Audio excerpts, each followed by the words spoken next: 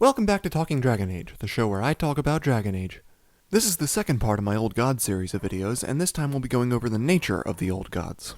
I touched on this a little last episode, but now I can go into more detail and discuss some of the other theories about them.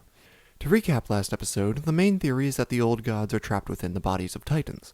All that stuff about the Evanuris making a deal with the Titans after the war, I would say that's all secondary. So anyway, last time we went over the possibility that they really are simply demon-possessed dragons.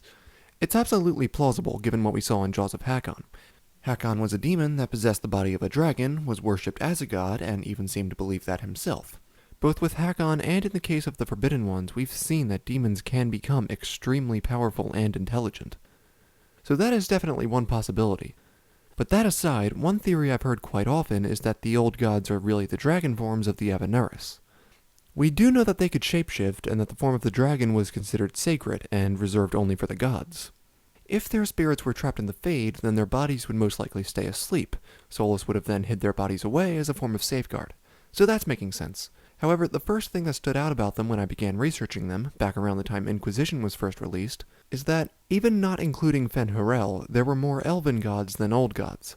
But then Trespasser came out and gave us reason to exclude Mythal as well, which makes 7 Evanuris for 7 old gods. So that's fair. But the other major thing here is that their spheres don't match. A few get close, like June was the god of the craft, but he is often associated with fire, so I can see that connection to Toth, the dragon of fire. Other than that, there's Dirthaman, god of secrets, whom many seem to connect to Dumont, the dragon of silence. But if anything, I'd say Dirthaman is more closely related to Razikael, the dragon of mystery. Especially since Dumont was considered the head of the Old Gods' pantheon, whereas in the case of the Evanuris, it would have been Elgar'nan, the god of vengeance. Silence and vengeance, I guess they're sort of related, poetically. But even then, the rest of these I just don't see matching. And while we know that the Dalish legends about them aren't completely accurate, they're usually at least on track. Like Andruil being the goddess of the hunt, more accurately being the goddess of sacrifice. Those aren't that different, right? Those seem closer than silence and vengeance, at least to me.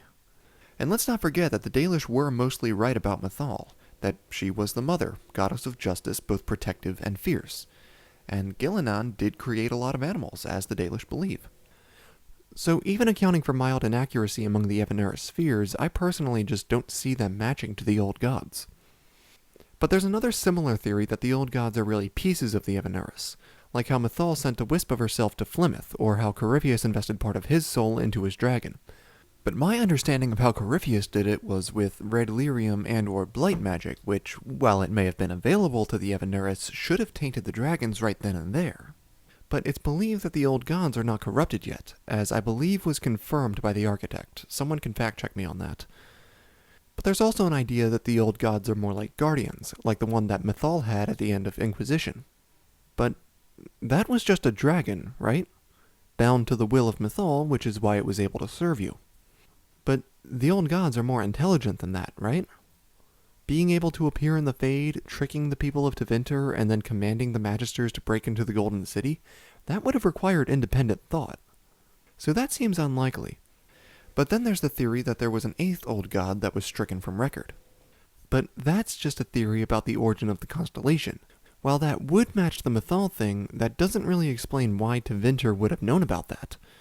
If the Old Gods are the remaining Evanuris, then Tevinter should have never even known about an 8th, because they came around well after Mythal's supposed death. But then there's the Forgotten Ones. Besides Fen'Harel, there are only 3 that we know of. While it doesn't match the war theory from last episode, it is possible that there are 4 other Forgotten Ones that we don't know about, and given how little we know about them, I think that's slightly more likely than the Old Gods being directly connected to the Evanuris. No disrespect to anyone who still believes in that theory, I think the evidence for it is highly circumstantial, and I see too much evidence against it to ignore. So, to recap all that, the first theory here is that the Old Gods are the dragon forms of the Evanuris. The evidence for this is that we know they could shapeshift into dragons and that form was reserved only for them. The idea is that Solas trapped their spirits in the Fade while sealing their bodies underground. Then there's the fact that there would have been 7 Evanuris for 7 Old Gods. But the evidence against this is that their spheres or natures don't really match, and it assumes that Solas did not trap the Evanuris physically within the Fade. If it was just their spirits he trapped in the Fade, what would have stopped them from getting out?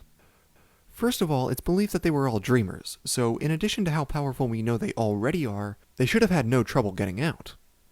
Unless they were in the Black City, but then we wonder, why would they have been able to speak to Tevinter through dreams? Nothing leaves the Black City as far as we know.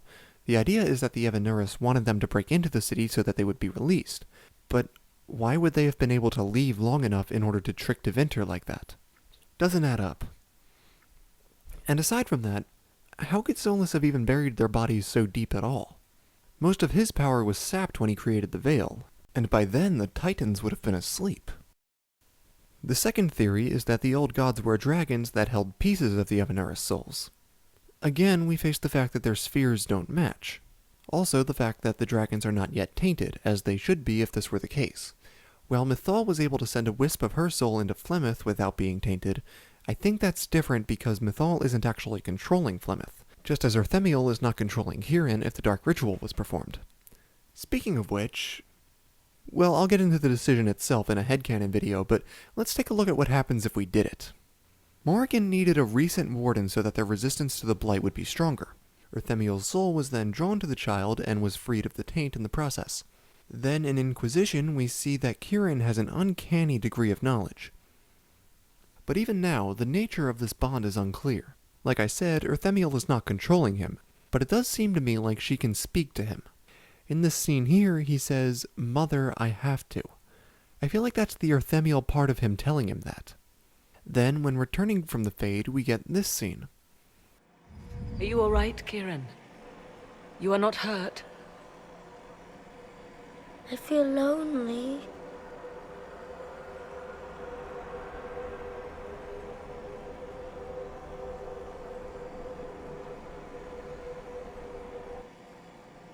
She wanted the old god soul all along. Then we of course have the no more dreams thing. But something stands out to me here. If the ritual was performed, then Urthemiel is free from the Blight. So has she just been kind of chilling out in Kirin for the past 10 years? That seems odd. An entity like that should have its own agenda, right? I mean, it seems she was in favor of going with Flemeth. Was that the plan? If so, why?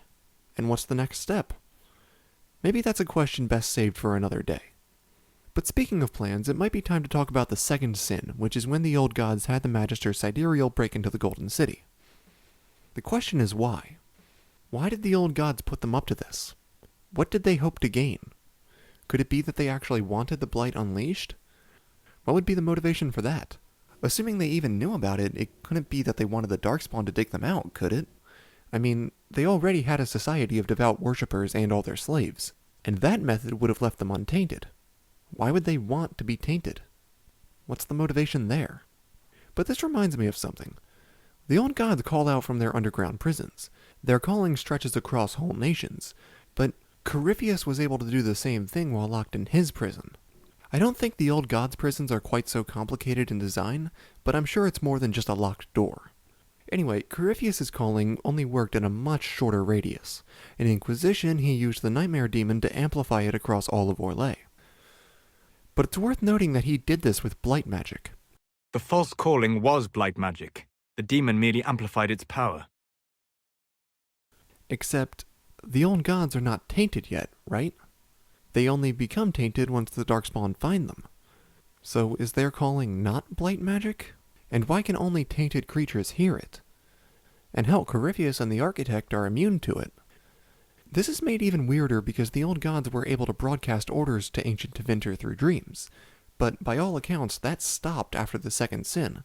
Not just for the Sidereal Magisters either, for all of their worshippers at the time. Does that mean... Wait. Okay, so the old gods were able to reach out through dreams to convince the ancient people of Tevinter to start worshipping them. Tevinter was only able to rise after Solas created the Veil and all but destroyed the Elven Empire. They guided the Magisters until they had enough power to breach the Veil. This required the Magisters to learn blood magic, an art that is actually taught by demons in modern times. The Magisters get to the Black City, discover the Blight, and escape.